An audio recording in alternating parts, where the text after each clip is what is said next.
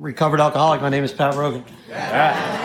Thanks to the 12 Steps of Alcoholics Anonymous outlined in this big book of Alcoholics Anonymous, which is the program of AA, I have recovered from a seemingly hopeless state of mind and body. And for that, I will be forever grateful. AA didn't just save my life, but it gave me an absolutely amazing new life that I get to live in this program. And all that I was ever asked to do was when somebody asked me to speak, to say yes.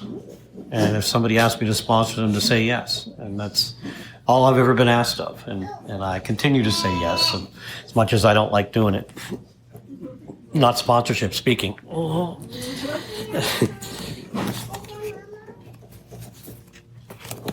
So last week, I kind of took you on my 20-year journey of how I ended up here. And in the end, I had blown up my life, like most of us do to get here. Not necessary, by the way. If you're new and you're young, you don't have to blow up your life. You don't have to be married and divorced, and you don't have to have a career and lost it, or have done jail time. It's not a requirement for recovery.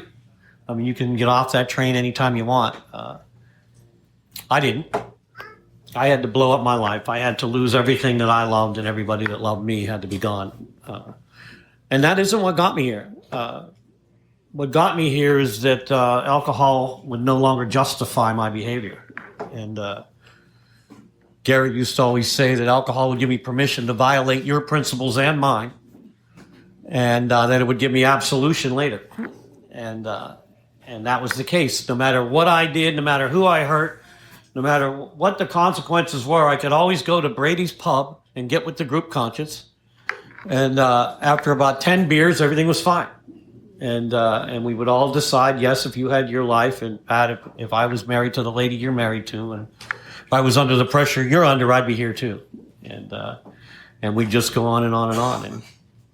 And I did not know about obsession and compulsion. I didn't know about choice and control. I had no idea about any of that kind of stuff. I didn't know that once I put a drink in me that I was on a run. I had no idea about a physical craving that developed after you put a drink in you. And I had no idea that I didn't have a choice in the drink. I always thought that I had chose to have a couple of drinks. And yeah, I know I said I was on my way home, but I changed my mind. Something came up, and I would just, I'm a grown-ass man. I mean, nobody tells me what to do. What do I have to come home at a certain time? I'm 30 years old, for God's sake, and that was just, the group conscious, we'd get together and we'd say, yeah, you're right, Pat. Nobody should tell you what to do. You're grown. I'm here because alcohol stopped working. That's why I'm here. And I shared with you guys last week that I spent my first 90 days in here suffering from untreated alcoholism, hanging in there. I was hanging in. How you doing, Pat? I'm hanging in there. How's it going? I still didn't get the house back. How's it going? She hasn't lifted the restraining order yet. How's it going? I'm living in the back room of my mom's. Things are not getting better. I think I shared with you guys last week, Charlie Pomeroy used to say, you'll feel better. You'll feel resentment better. You'll feel fear better. You'll feel anger better. That's what I was feeling better. I found out what my problem was when I was ready to leave AA. I had just had enough of this program. I had enough of Denny's. I was not going to Denny's ever again. I had been there for 90 days in a row. And I had done 270 meetings in 90 days. And this shit wasn't working for me. That's just the way I felt. And I told you guys all off at a 10 p.m. meeting and picked up my red chip and left that meeting. And I was at what the Vision for You calls the jumping off point. Who's been there where you can't live with it and you can't live without it? That's a tough place to be. That's an emotional bottom. And that's really what I found out later is why I drink. Not so much as I like the effect produced by alcohol. What I like is the effect it does on my emotions. I like the way it takes care of the way I feel. But I don't have my medicine anymore. I don't have my solution anymore. My solution's not working anymore. And that's when I met Brian. And Brian read the doctor's opinion to me. And he described my life in one paragraph. Pat, you are restless, irritable, and discontent, full of torment, anxious, anxiety-ridden, fear-driven, unless you can find that ease and comfort that comes once from a couple of drinks, 3 or 4. Yeah. And then, boom, you're off to the races. Yeah. And you come out of that run. I am so sorry. I am so sorry. Honey, I mean it this time. Your Honor, listen. I know what I said. I know you said you'd never see me here again. This time, I mean it. And I think I shared with you guys last week that felony that I was framed for. I was at that arraignment and I swore on my mother. I was in my Travolta outfit in lockup in population at the Allegheny County Jail in downtown Pittsburgh. I've never been so scared in my life. I mean, literally, I was in front of that judge with tears coming down. I mean, I was scared. And I meant it. I swore on my mother he would never see me again. And the real alcoholics sitting in this room will understand that I was drunk before I got home. I was drunk before I got home. The pressure was just too much. Car's impounded.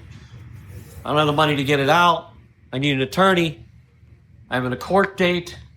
I'm facing felony charges, allegedly. I just need to take the edge off. This is repeated over and over and over again. And then, and a big part of the next couple of chapters is trying to explain to me what it means to be absolutely powerless, and that there is no human power that's going to keep a guy like me stopped. And the book distinguishes that in with the description of different types of alcoholics, right? Right? It says, and I think more about alcohol, it says, whether a person can quit on a non-spiritual basis depends on the extent they've lost the power to choose whether they will drink or not. To choose whether they will drink or not, which implies that some people have a choice as to whether they're going to drink or not. And do I have a choice? Do I believe that I have a choice as to whether I will drink or not?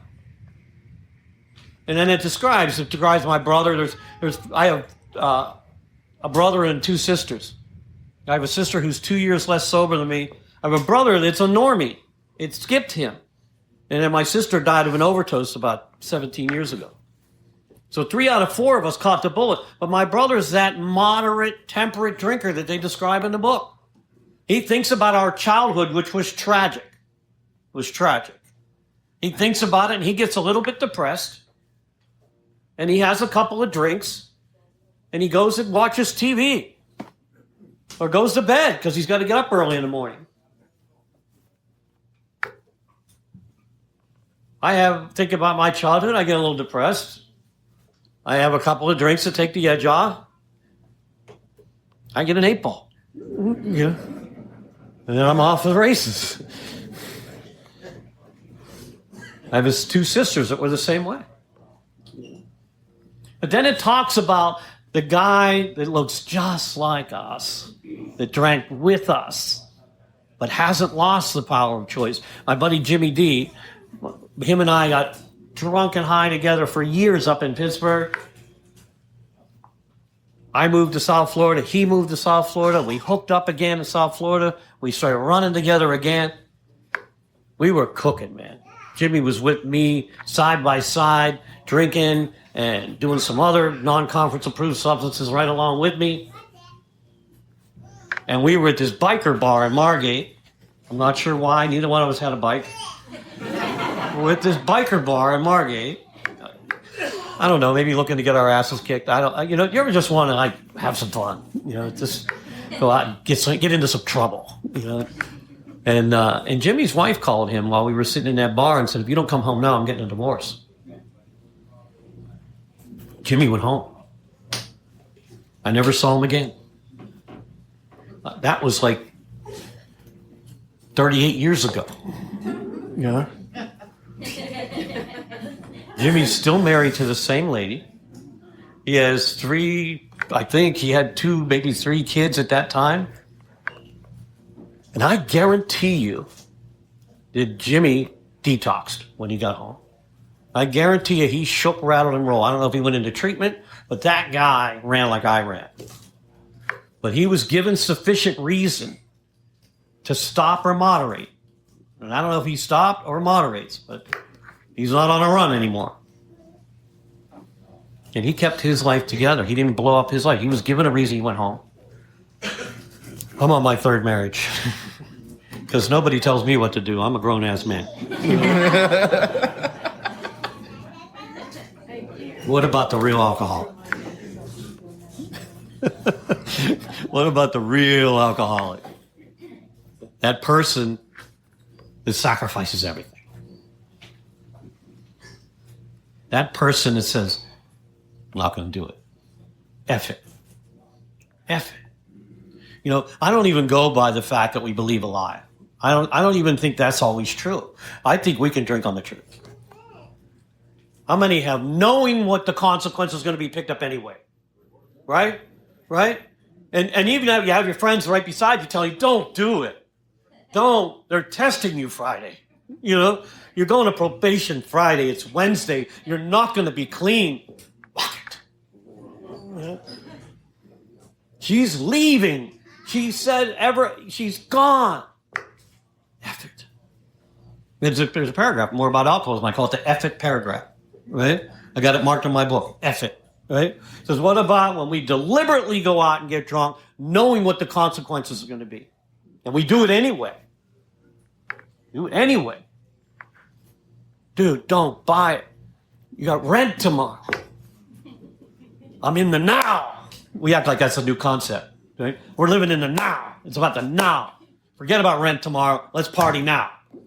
We'll worry about tomorrow. I've been living one day at a time my whole life. This is not a new concept. Yeah. Well, how about this? Do you ever say this? I don't care. No, you're going to jail. I don't care. Oh, you do care once you're there. But in that moment, what is it that drives that obsession? What is it that drives that need? For me, it's emotional. It's emotional. It's here. I can't get a deep breath. I just can't get it. And after that 3rd drink, where I was, man, if I could just stop there. I could just stop there. And it says this is over and over and over again. Unless we can have some kind of psychic change. Unless something can change. There's little hope for our recovery. We're doomed to an alcoholic death.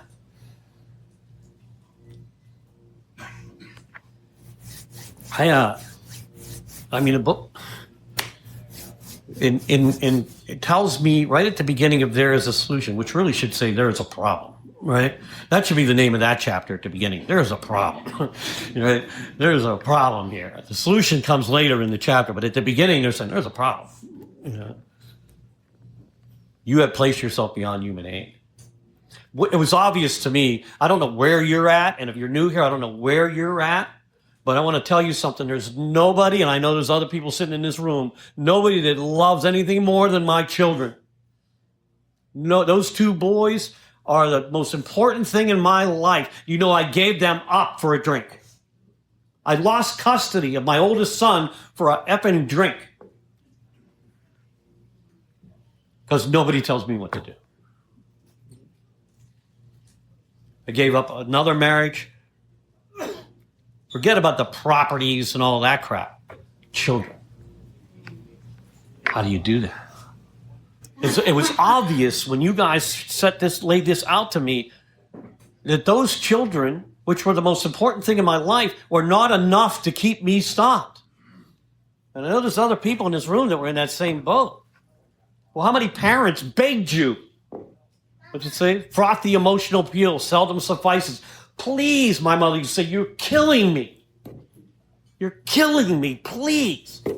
Do it for her. Do it for those kids. Can't you do it for me? No, I couldn't. I would tell her I would. My poor mother, when I was looking at amends on my ninth step, my mother got a good night's sleep when I was in jail. That's when she rested. My uncle would say, I'm going to go bail him out. No. Leave him there for a couple days. You know, just leave. Let me get some sleep. That's powerlessness. That's lack of power. That's our dilemma. That's my dilemma. Lack of power. Where and how am I going to find that power? That's exactly what this book is about. Help me to find a power greater than myself that will solve my problem. And it says, it will solve my problem. I am not going to solve my problem. I love that at the first line, and there is a solution. Thousands of men and women who have solved their problem. No, they haven't. That's a lie. That was just to get us to read on. Oh, they solved their problem. Wonder how they did it. Yeah, they found a power that solved the problem. That's how they did it. And we're going to talk about God. If that makes you uncomfortable, I'm sorry. I'm sorry. But that's our solution here. There's a spiritual solution. AA has a spiritual solution. If you have another option, have at it. My hat's off to you. Our hats are off to you. You can do this some other way. If you can will yourself sober, my hat's off. If you could do it at church, go for it. Please go for it. It warns us we agnostics, that if a better code of morals or a better philosophy on life was sufficient, a lot of us who go to church and are believers wouldn't be here today. But there's a lot of believers who go to church every Sunday who can't stay stopped. Now, it may have something to do with what Bill says 3 times, faith without works is dead. It may have something to do with that. Wasn't enough for me. I can't bring into my consciousness with sufficient force the pain and suffering. The book says a week or a month ago. Bullcrap. I can't bring into my consciousness pain and suffering of this morning. I can't remember what I promised this morning. I can't remember the hangover this morning. I can't remember the devastation that took place the night before, the next day.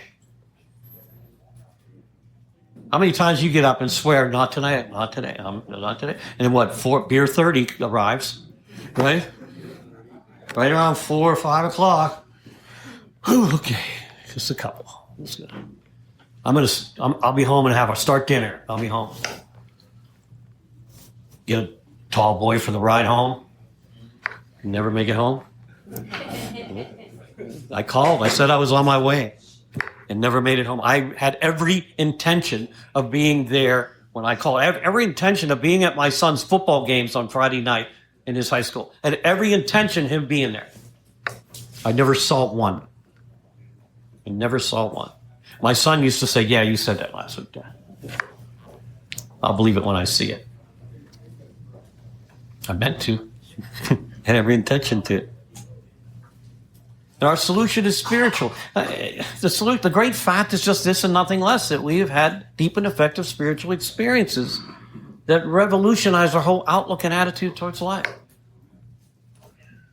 The central fact of our recovered lives today is that God has entered our hearts and lives in a way which is indeed miraculous and commences to do for us what we couldn't do for ourselves. And what was that? I couldn't stay stopped. And this book has done for me and over 2 million people what it promised, is that it connected us with a power greater than ourselves that solved our problem.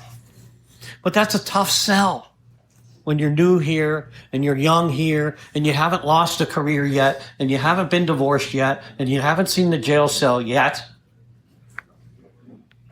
And I get it. You guys are coming in younger. There's some crazy shit out there.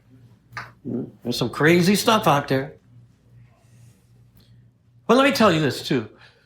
Page 30. If you're an addict, I'm going to break the 10th tradition bucket. You know, where's my crackheads at? IV users. Yeah. Just skip page 30, okay? You're never going to smoke crack like a normal person. It's just not going to. You're never going to control and enjoy your crack use or your IV use. It's just not going to happen, right? That delusion, that illusion, that insanity, that obsession doesn't apply to you. You might need a different book. You might need a different book. Or at least rip that freaking page out, you know? Go identify in the right fellowship and then come back to us. You're welcome here. This will work for you, but you got to identify. You may not identify in this fellowship. I don't know what it's like to smoke crack. I never smoked crack. I love sponsoring crackheads, I got to say that. You guys get obsession and compulsion, man. You don't have to spend a lot of time on the doctor's opinion with you guys. Okay, we're going to talk about obsession. Yeah, I got it. Yeah. Okay, let's talk about this physical compulsion. Yeah, I got it. I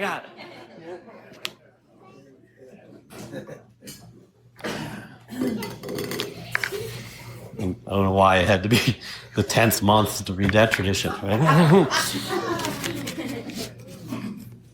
The whole chapter, we agnostics, could be called "Get Over It." Get over it. You know, we're talking about dying an alcoholic death or accepting spiritual help, right?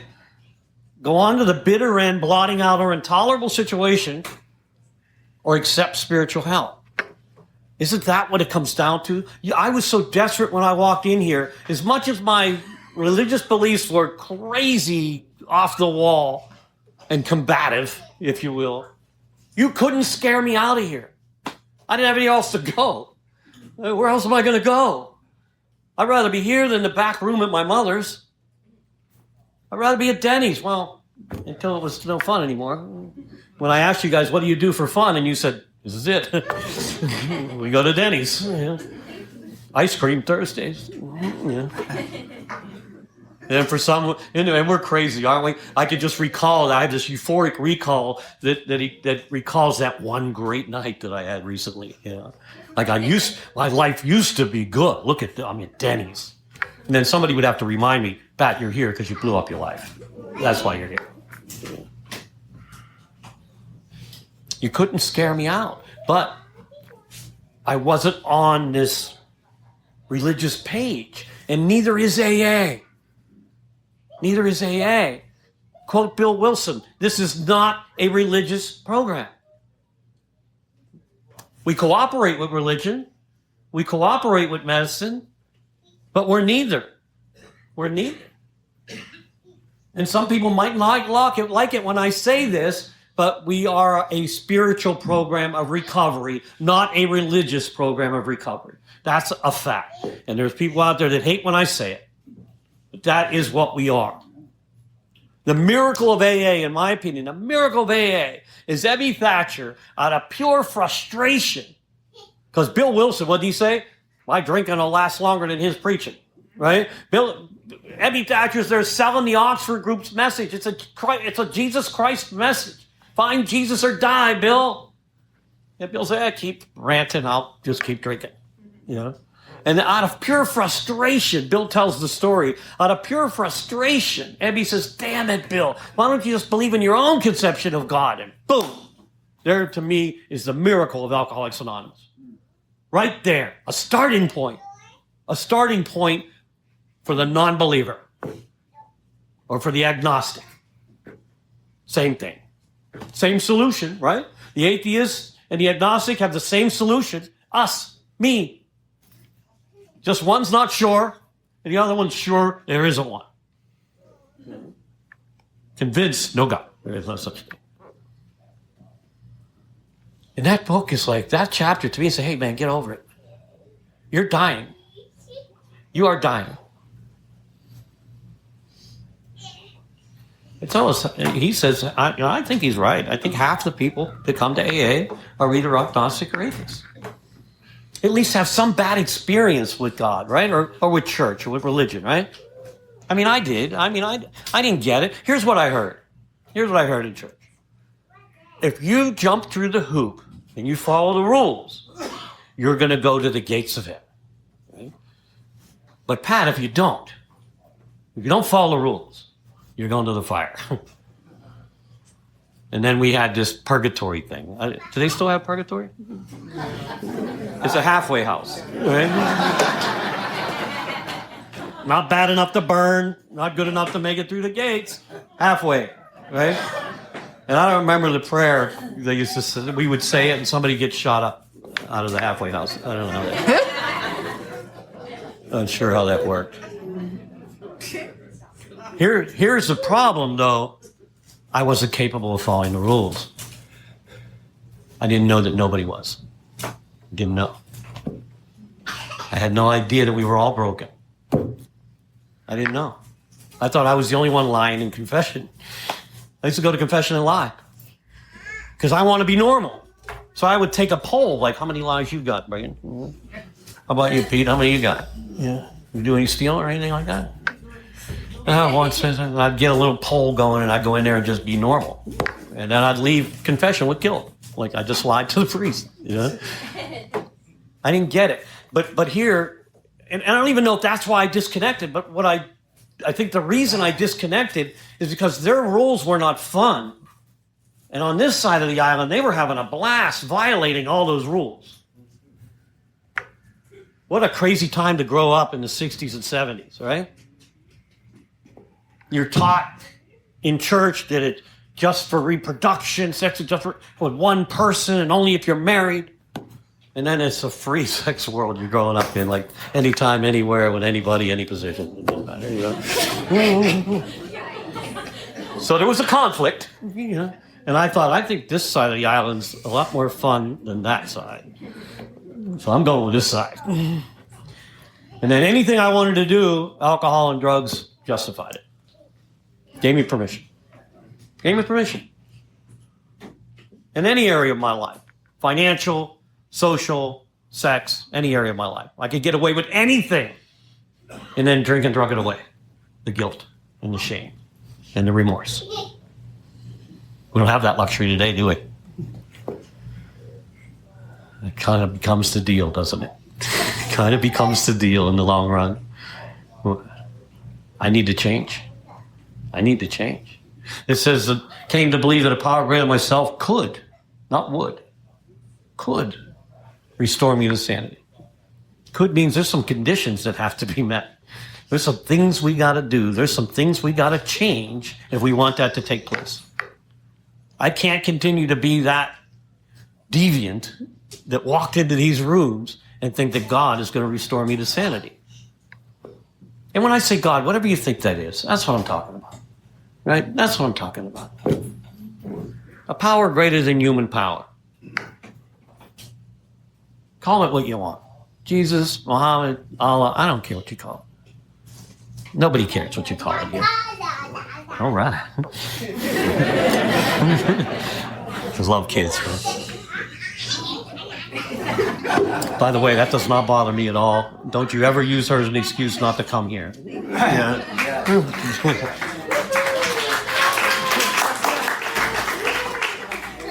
So the book starts out with talking about two powers, right? And it starts out talking about the power of this fellowship. And there is a power in this fellowship. I don't know about you, but even knew, without having any connection with this God, this power greater than myself, as soon as I walked into these rooms, I felt a power. I felt a relief. I had lawsuits and restraining orders and assault and battery charges, all kind of crap going on with attorneys. And as soon as I came into these rooms and sat down, I felt it. And you guys didn't put your arm around me and say, hey, man, it's going to be okay. You know? And I would say, when? And they say, in God's time. In God's time. And I said, well, how long is that? And then I think it was Father Bob that said to me, well, God don't have a watch. Did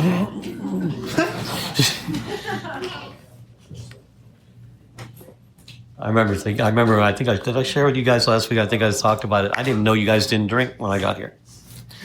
I looked at the old timer. I said, dude, is this forever? And he smiled. He said, nope. One day at a time, son. And I said, fuck you. Walked away. And I didn't know how profound that was, right? I didn't know how profound that was, because sometimes it is just about getting through the day, right? It's blowing up. It's falling apart. I feel like crap. Just got to get to this meeting tonight. That's all. I just got to get to you.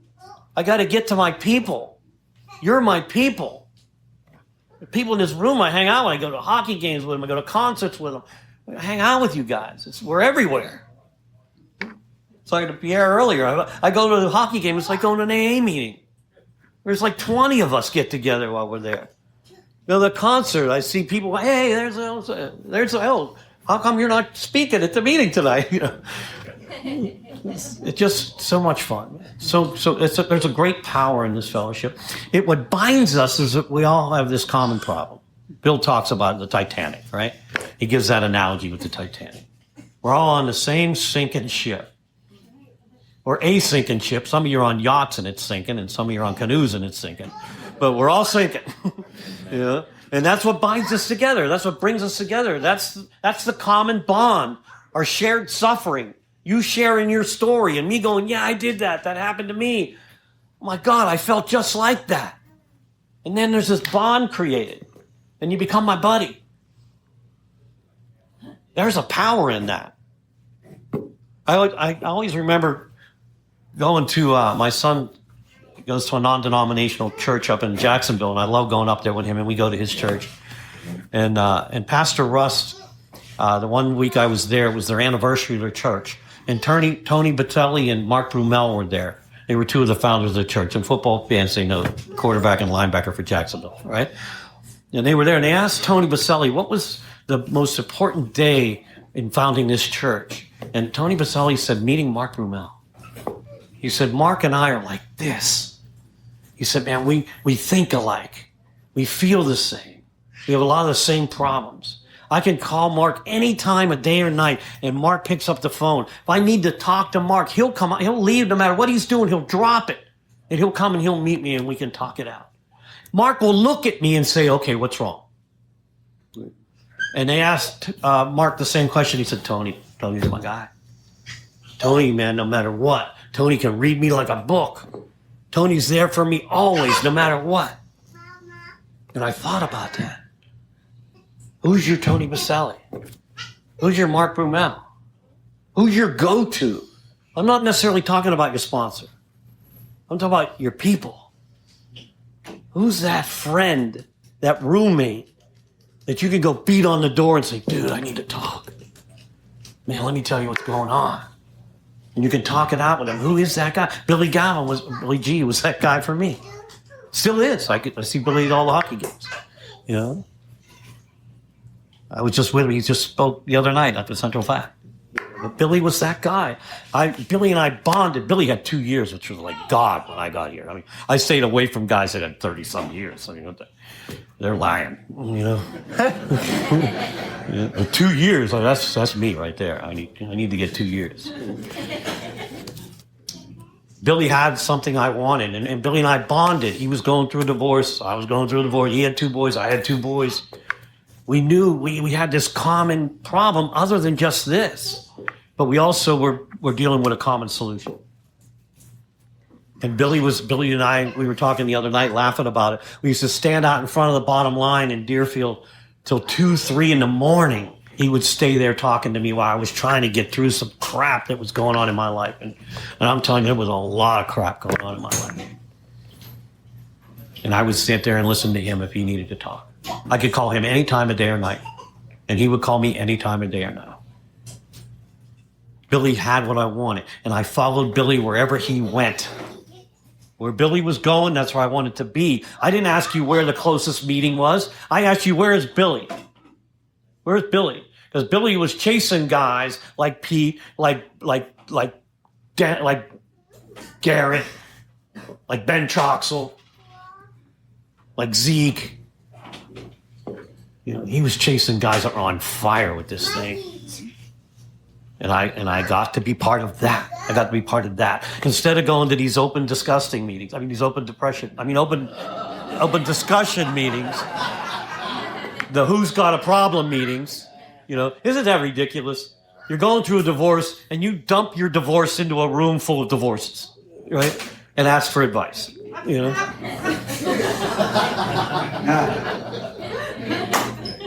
I want to talk to somebody who's got like 30 years married, never divorced, I want to get advice from that. But I became who I hung out with. You know what I'm saying? I became like Billy. I was chasing those same, and I still do that. I don't want to know where the closest meeting is. I want to know who's speaking at that meeting or what kind of meeting is it. That's what I want to know. Is it a big book meeting? Is it a step meeting? Pete speaking? Russell speaking? That's where I'm going. You'll become who you hang out with. You hang out with the predators, that's what you'll become. You hang out with the people that are chasing this recovery, you'll find it. You'll find recovery if you want it. If you want it. So Jesus. So like I said, we agnostics, when I rewrite the book, I'm going to put we agnostics before chapter 2. Yeah. Because it really opens up the gateway, right? It really tells Pat, lay aside everything you think you know, Pat. Everything you think you know about God and religion, lay aside all of that prejudice. I use that word a lot, right? Old ideas. Lay aside all those old ideas that you think you know. Because everything you know, Pat, is killing you. And what we show you here might save your life. It just might save your life. What do you got to lose? What do you got to lose? So what do you want God to be, Pat? Choose your conception of God.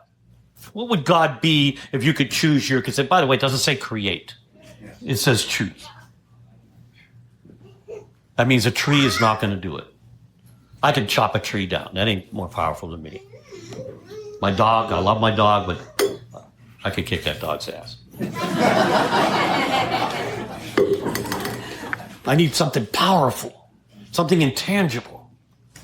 What would it be? Well, it would be this force. I really wrote this on. It would be this force that is forgiving and loving. And that's what I want, a God of forgiveness, and I want a God of love. It's go with that. Go with that. Start there. What's it saying? In the book, it's telling you take one step off of where you're at. Right? If you're an atheist, take one step off of no and say, okay, maybe. Okay, maybe. Then as soon as you say maybe and you start doing some work, you'll start getting results. And guess what that equals? Faith. That equals faith. So be willing to believe. Just say, maybe there is something out there that I can't see that might save my life. Maybe there is. And that's where I start. That's where I started. That's the formula, by the way, in AA, right? Maybe I'm willing to believe. I'm going to make a decision. I'm going to take some action. Then I'm going to get some results. And then I'm going to have faith.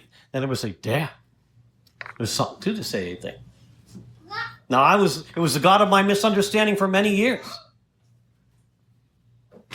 But I love Bill's analogy. He's genius when he writes this thing. Like, he talks about the electrons and neutrons, the makeup of a steel girder. That's just so cool. That we take everybody's word for it. This is solid and this isn't. This is wood and this is air. And then some Zachary and this other dude create this microscope, and they see these freaking molecules. A bunch of molecules moving around in there. They're separate. So it's really not solid. It's a bunch of molecules that are whirling around. And we just go, okay, Okay, I believe it. Can't see it, but I believe it.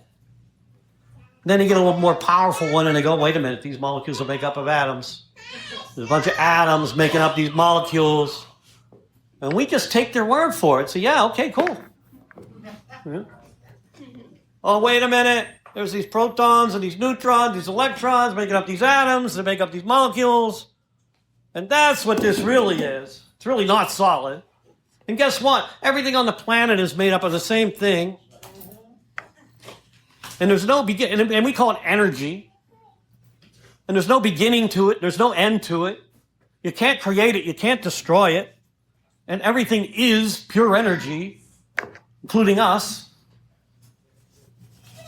And we just say, cool. It's fact.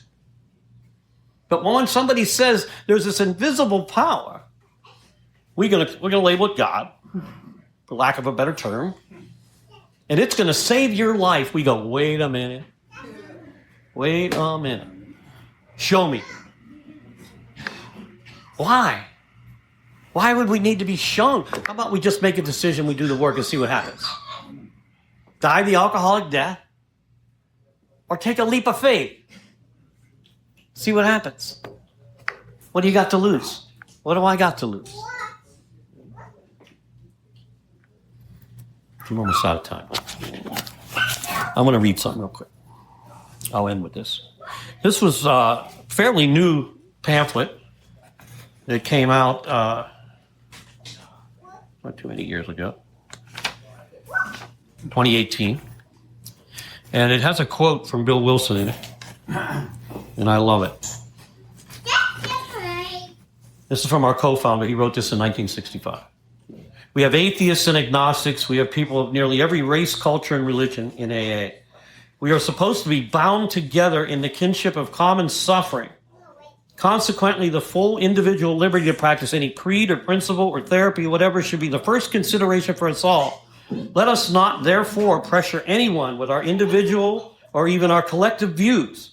Let us instead accord each other the respect and love that is due every human being as he tries to make his way towards the light. Let us always try to be inclusive rather than exclusive. Let us remember that each alcoholic among us is a member of AA so long as he or she declares. Whatever you do, please don't let someone else's religious beliefs prevent you from finding the solution that's available to you through Alcoholics Anonymous. Thanks for letting me be here.